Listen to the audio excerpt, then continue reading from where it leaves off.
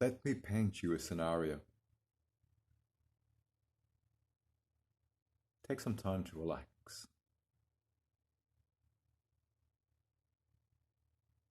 and I'll take you on a journey of imagination.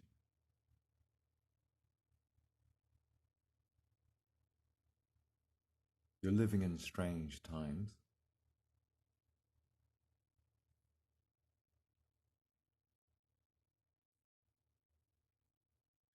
Everybody, the entire population has been given orders by your government to stay inside. And if you do go outside, you've been given orders to not go beyond 2 kilometers.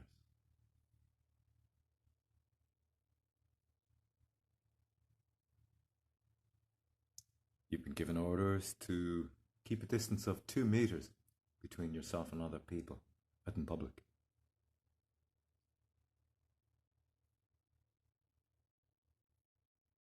These are strange times.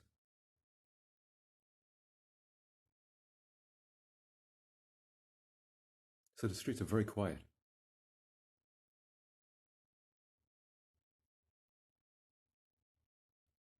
It's like you've never seen before. It's different. In your lifetime, you never think you would have lived to see times like this.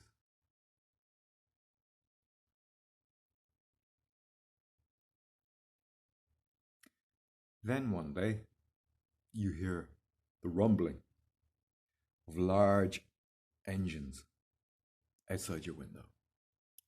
So you go to it, and you look out, and you see large armored vehicles with men escorting the vehicles, dressed in military gear, padded armored vests, military helmets, carrying automatic weapons. Three either side, each vehicle, moving slowly down your road, down your street.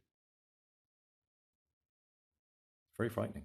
The men don't look like the men of your country, they look foreign. And then you hear on the news, you hear on the local media that your country's been invaded. Your country has been invaded by a foreign power. Okay, this is a cause for alarm. But then you kind of settle in for a bit, tentatively, try to find out information. And what you find out is over the next couple of weeks, your people are being mistreated by this invading army.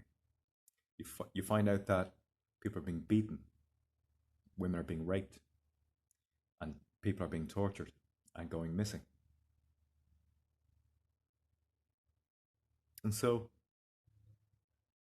you say this, you find this out from people you know. You know people who know people that this has happened to. So it's not hearsay. You know people have gone missing. You see women and men with bruised faces and who are very sullen and drawn inside themselves. And you see that you are now a subjugated people. And so this all happened very quickly. What do? You decide to resist. You decide to form a militia. And you go to your neighbors, you talk to the men in your area, and the guy on the right is Polish. The guy on the left is Congolese. And you try to start forming groups. You try to start creating hierarchical structures in which groups can work efficiently. Because there needs to be a chain of command, there needs to be orders, and people need to fill roles in which they will be the most productive, as is always the case. But people are humming and hawing. They're being told something and they're going, they don't really understand because English is not their first language.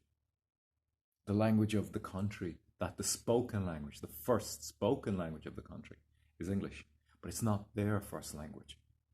And so people are trying to understand what you've said, and you're trying to understand what they've said. It's not really working out, you know, because you need a clear line of communication in order for these things to work fluidly. There has to be impeccable line of communication. There can't be misunderstanding, you know? And so groups that all speak the same language culturally and from a background of speaking that language all their lives from birth have such an innate understanding of that language that it's almost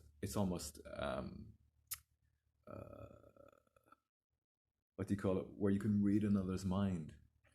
Words fail me. But you understand, it's like to form a fighting unit, there has to be cohesion and unity. And that comes about from communication. That comes about from clear understanding, not misunderstanding. And I know there are people out there that will say, well, there's people who misunderstand who speak English even. Yeah, of course, yeah, absolutely. But there's less room for misunderstanding when you culturally understand the nature of that language as a native from birth. You understand? So there's ease of cohesion, you know?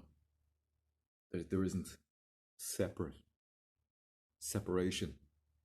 and atomized disparate groups that can't form bond structures larger into what form into one large group, because they don't have that ease of communication.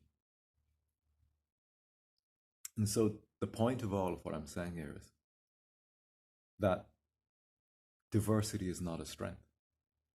Diversity is a weapon to weaken you, to weaken your society. Diversity is designed to weaken your nation, to weaken your people. That's its purpose. Ethnic diversity, religious diversity. It's atomization. It's not strength in numbers. It's not strength in unity, because there is no unity. It's disparate. It's diverse. You understand?